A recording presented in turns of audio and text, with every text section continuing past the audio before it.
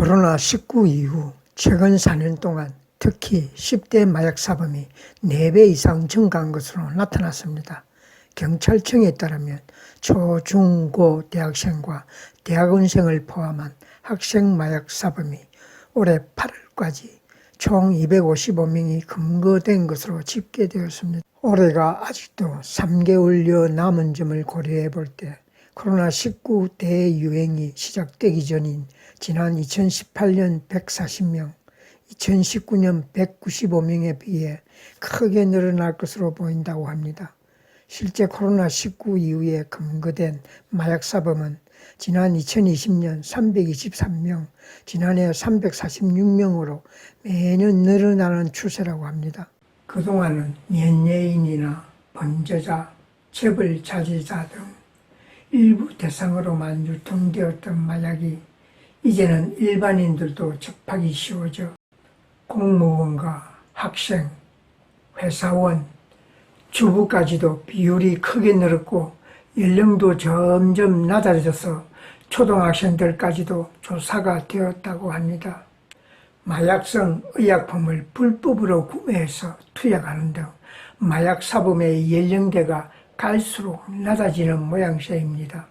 지난해에는 경남에서 마약성 진통제를 불법 투약 유통한 10대 청소년들 50여 명이 무더기로 적발되기도 하였습니다. 마약 투약 장소가 공원과 상가, 화장실뿐만 아니라 학교 안에서도 학생들이 마약류를 투약하는 심각한 지경까지 이르렀습니다. 이처럼 우리 사회에 깊숙이 마약이 파고들고 있어서 대책 마련이 시급한데도 정부와 검찰, 경찰은 도대체 뭐 하는 것인가요?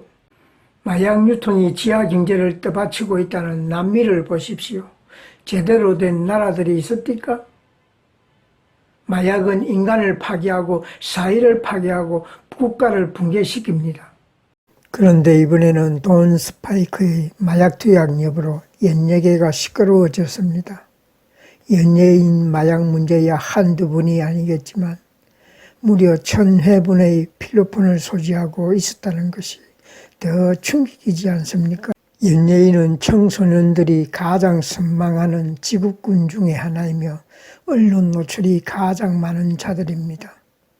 때문에 자라나는 새싹들에게도 악 영향을 줄 수 있기에 제대로 본때를 보여주어야 합니다. 일반 마약 사범은 물론이거니와 연예인 마약 사범에 대한 솜방망이 처벌을 아주 가혹할 정도로 강력하게 바꿔야 합니다.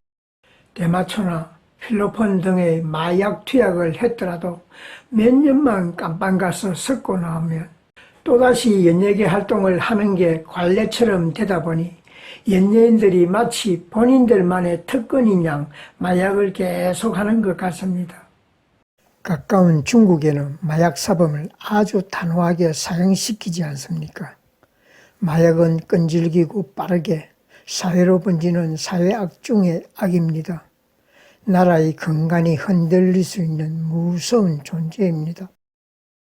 연예인 마약 사범들은 강력한 철퇴를 내려서 다시는 연예계와 방송활동에 발도 못 붙이게 한다면 이렇게 대놓고 마약을 하지도 않을 것이고 마약 유혹이 있더라도 그러한 유혹들을 뿌리치려고 할 것입니다.